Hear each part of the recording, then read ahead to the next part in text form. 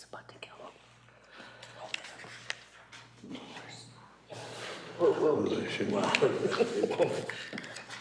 Maybe now, I don't think. No problems.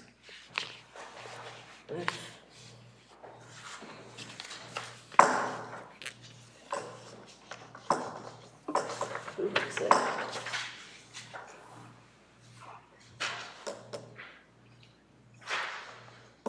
Is that Tricia? Smoking? Does she smoke? She's rolling the car, I think.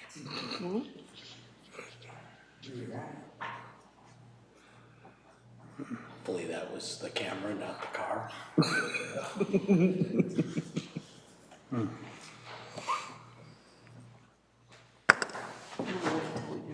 Session before I make sure people know.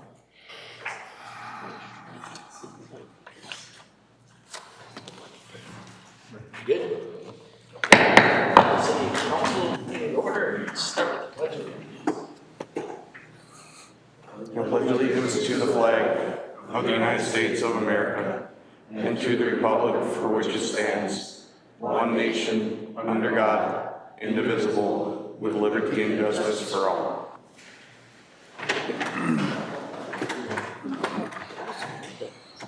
Well, good evening, welcome. We'll get started right away with the approval of tonight's agenda. So moved. Second. Motion by Mary, second by Tom. Discussion? I forgot who Hearing none, all those in favor? Aye. Opposed?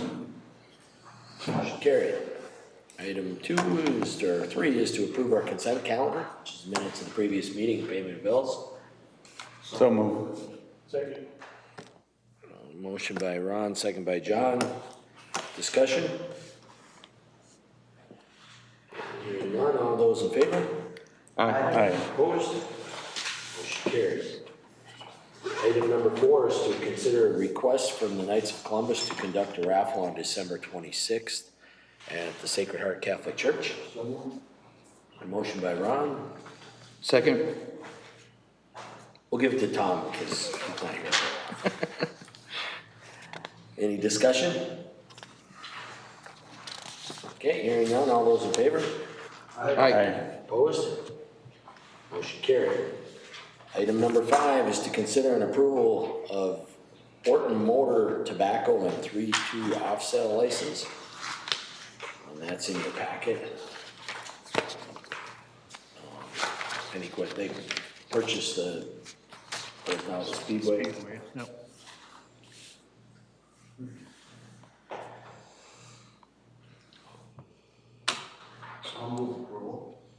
Okay, Second. motion by Ron, is that Doug?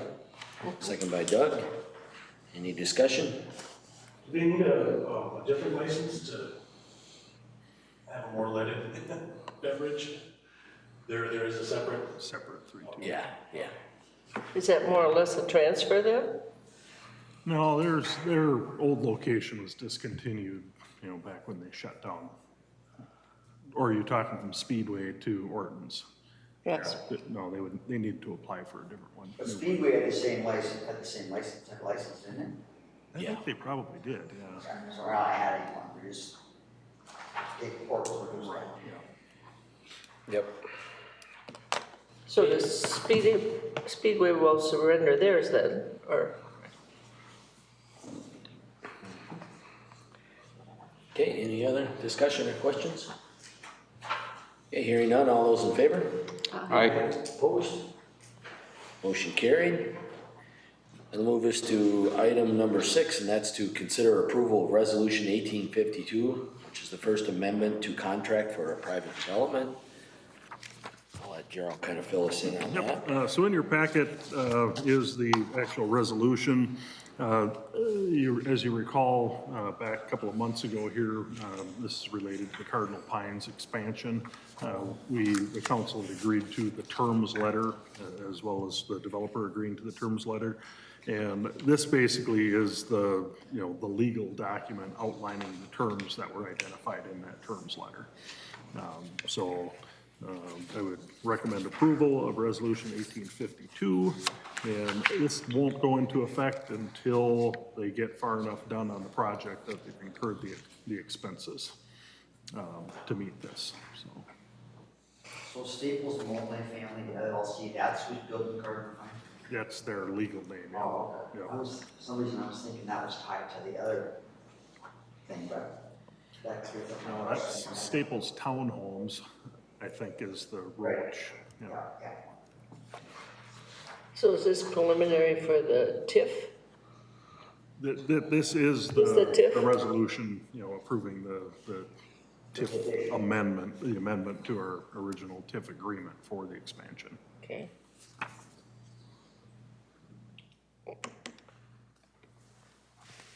I'll move resolution 1852.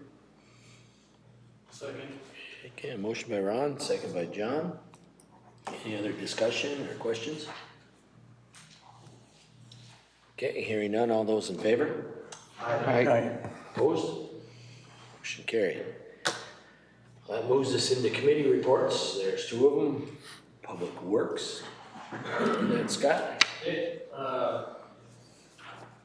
first thing is we forgave a sewer bill. This is pretty normal, somebody has a leak outdoors, doesn't go into the sewer, so I'll still be charged for the water and sewer charges. We had moved back into the warning phase of the state drought plan. We had moved into restricted phase for 2 weeks, and then it rained, and so we moved back. So we're still in the warning phase. We're still asking our customers to reduce water usage. Trying to maintain a level which is 50% above January's use.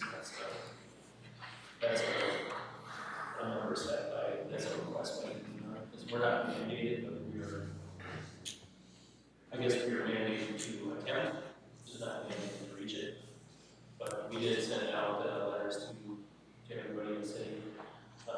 So far we have not met the goal of 1.5 of January, but we had just sent out the letters recently. We'll see what happens in the next cycle. Who sets that designation for us to be in the drought phase for the one? The DNR. DNR. DNR does it. So they actually, the DNR actually moved us to the one phase for that. Yeah. Yeah, and I don't, even with these last rains, I don't necessarily see us getting out of it. So, Yeah. but also just as the months progress, we will naturally just use less water because it will be less hot, so. The next thing is an update on the sewer plant again. Gerald and I will be attending a meeting tomorrow with the engineer and the project manager for Magny. They still have not reset a timeline as far as, they've requested an extension on the substantial completion date, but they have not given us a date on where they want that extended to. We won't agree to an extension until at least we get a date and something firm that we can go by. As of now, it sits that we are withholding because we are going for the liquidated damages, although there have not been any. We did pay this last pay request, but then after that, we're going to, that's our threat to use against them as far as them giving us a timeline on when they plan on completing the project. We do know that the earliest that it can be done is somewhere around the 9th or 10th of November. So we are several months behind. One thing that we have talked about, Gerald and I, is that in May, the plan was still to complete the project, and then it was, as it got closer, then it was June that they didn't think they would be, and then it was July that the request for the extension came.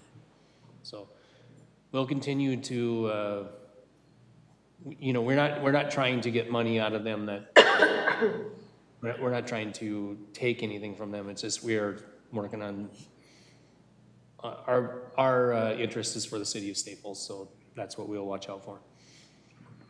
So no news to report yet, but I do hope that we'll have something at the next meeting, 2 weeks from now.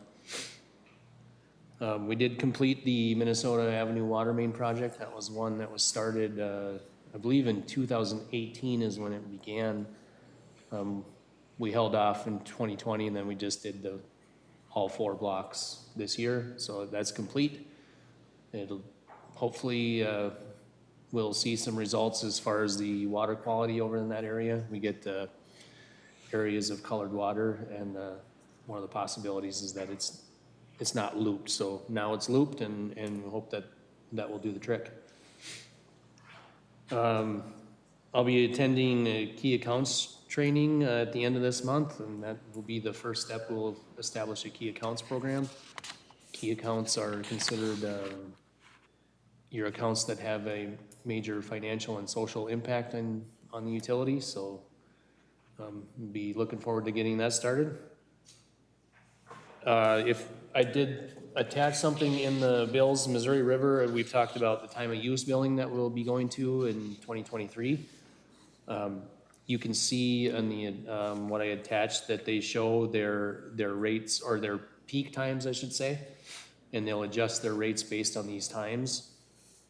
Spring and fall, there's not going to be a big impact, but you can see in the winter and summertime, that's when it'll come into play. There'll be there's off-peak, mid-peak, and on-peak. And so those mid-peak and on-peak times, if you can spread your usage out to those off-peak times and balance things out, it's gonna be cheaper for our residents. So, and then which will in turn be cheaper for the city of Staples, because we won't be buying power as much on those on-peak times. So we'll do some work on educating our citizens, and then we'll follow the bills. The first bill, I think it was only a $1,500 difference. It would have been, if they'd gone with time of use billing, it would have cost us $1,500 more. So not bad, but that will get tougher as we go along. You know, they're gonna do it incrementally. So we do have time to educate our customers on this. And then last thing I have is that there's a policymakers dinner on September 23rd in Detroit Lakes. It's just it's hosted by Missouri River. If anybody would like to attend, let me know and I'll get you signed up. And it's just an update from them that they give to the policymakers. Gerald and I will attend as well. But so if anybody wants to check their calendars and report back to me, I can get you signed up. That's all I have, unless you guys have any questions for me. Thanks. Good job. Thanks, Scott. Next one's EDA, Melissa. Hello. So we met on August 24th.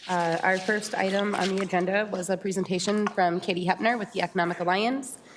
She was doing an annual report out of the activities that the Alliance has done over the last year. And of course, at the same time, it is time for the sponsorship request for 2022. She did ask for an additional sum, as you can see in the minutes here, of $5,000, where we typically have done $1,500, I believe. And so there was some additional information requested by the board, so they tabled that request for now. And she has submitted, so we'll review in the, what month are we in, September meeting, and kind of the dollar amounts listed with some of the activities that she's worked with us on. So that more to come on that. We did discuss a potential agreement with the CoStar LoopNet to be able to better market the industrial park sites. So that includes the incubator building and the 60 acres of shovel-ready industrial land that we have out there. That was also tabled, or kind of no action was taken on that at this time. The board were interested in researching hiring a realtor to represent those properties, or listing them ourselves, but somehow getting them on the MLS, and rather than going through the LoopNet agreement, as MLS is free, LoopNet does charge a fee. So we're doing more research on that, and we'll have more discussion at the EDA on that. Really exciting news, Badger Block Opera House. We did submit, as you know, an application to the state bonding for, I want to say it was right around, it was like 900,000 or just under 900,000 for the design phase. And we will be getting visited by the House Capital Investment Committee. This is similar to what had happened in 2019, when we submitted our last bond application, where we had a visit from the Senate Capital Investment Committee in the governor's office. This year, the House is coming to the building as opposed to presenting on the bus. So really great news for us as a community. We are getting an entire hour of their time, which is unique. So definitely a lot of interest in that project from them. They'll be here September 23rd, so next week at 11:15 a.m. The more participants we have at those sessions, the better. That shows more community support, and they're more likely to want to fund our project because of that community support. That was one of the biggest feedbacks that we had at the last tour. So if you're able to make it, that would be great, even if you can only make it for the beginning. Again, it'd be great to see all of you there as part of that activity. I'm not going to go over the phase 2 of Cardinal Pines. You guys already talked about that tonight. Paint the Town started today. So we spent the afternoon painting one of the 2 homes, and it will be completed tomorrow. Got it quite a bit further done. It's funny how when you get to the house in the morning and you look at it and you go, we're never going to get through this, and then we're almost done. So it's very exciting to be getting that done again this year. I think that makes right around 20 houses. Since the project started around 6 years ago. And then the other house will be painted in October. Anybody who wants to help with that is more than welcome to join us. I'm sure the Rotary would appreciate that, right, Gerald? And then what else did we do? Okay, so the downtown redevelopment plan, now that we'll be kicking that off here in September, kind of behind the scenes, and October will be the first public meeting. I've been working on creating a steering committee or a core committee to lead that initiative and really take the charge on implementation of that after we complete the visioning and planning process. So more to come, but as some of these other activities wrap up in September, come October, we'll get started right away on that downtown redevelopment plan with the U of M extension. If any of you would like to be on that committee, you let me know. I would love to put additional people from the council on there as well. The Connecting Entrepreneurial Communities Conference, that was last Thursday and Friday. A lot of really positive feedback, it went really smoothly. Unfortunately, the participation was down from what was anticipated. However, I think there's a few different things that play a role in that. One would be COVID-19, of course, and that in-person stuff, especially with the Delta variants as of lately. So we did have some participants that attended online only, and so I think we ended up having right around 40 people at the conference, a total of 50 with the online participants. But the feedback from those participants was fabulous about what they thought about our community, about our business owners, about the feel of our downtown. It's funny when you don't live here, the feedback that you get is different from the people who live here. So it was really, really nice to hear that. Sometimes you need to hear some positives too. Welcoming Communities, Inclusive Workforce or Workplace Project. That is our first session for that customized training that we worked with MState on, will be on Thursday. We have, I want to say there's a total of 10 participants and 5 or 6 businesses that are participating in that program. And we'll just hopefully get them through that next level where they can become an inclusive employer and be able to attract more of a workforce, as we know that's a struggle with all businesses right now. It's a 2-session program, so it'll be this Thursday and then again on the 30th. Let's see, updated the board on additional activities. I did a presentation at the Municipal Clerks and Financial Officer Association that's kind of the DL out to Fargo, Sabika, that area. It was really nice to hear from them that they were inviting Staples as we're kind of the buzz right now, I guess, that a lot of stuff is happening in our community and they want to know understand better how we're doing it and what they can do to also do that. So kudos to our community, I think, on that. Otherwise, the Magic Forest has started construction on their expansion, so that's really exciting news. Thank you to Lakewood for making that happen and working with them to get that moving. And then I think that's about it. So we adjourned at around 6:47, and if you have any questions, I'd be happy to answer them. Any questions for Melissa? Thank you.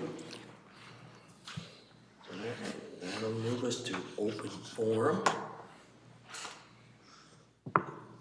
Anybody?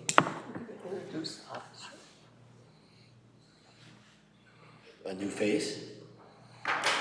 I'm Walter Roder, the newest officer for the state of PD. Okay, well, welcome. Welcome. Thank you. All righty, anyone else open forum? Okay, we'll move on to city administrator report. Cross Hunter up with this. All right. Just a couple items I mentioned here, I think at our last meeting, working with the school with the intention of doing a Safe Routes to School application, waiting for some information. One of the new things that they have in there is certain requirements that we would need to have in our subdivision regulations as far as walkability, sidewalk requirements, trails, different things like that. We've got some pretty bland language in there.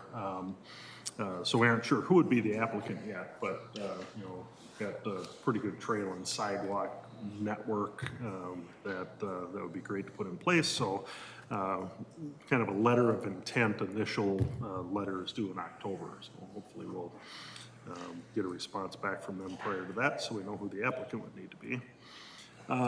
Budget, we obviously had our budget workshop here a couple of weeks ago. We'll be looking at our preliminary budget and levy information 2 weeks from tonight at our council meeting. So again, if, after our workshop, if there's any items that any of the council is interested in either getting more information about or any suggestions, let me know. And then we'll bring that proposed budget and levy to the council on the 28th. We had our annual, I guess we skipped a year because of COVID, a visit from our League of Minnesota Cities Insurance Trust loss control specialist. They typically come out every year with a little bit different focus every year.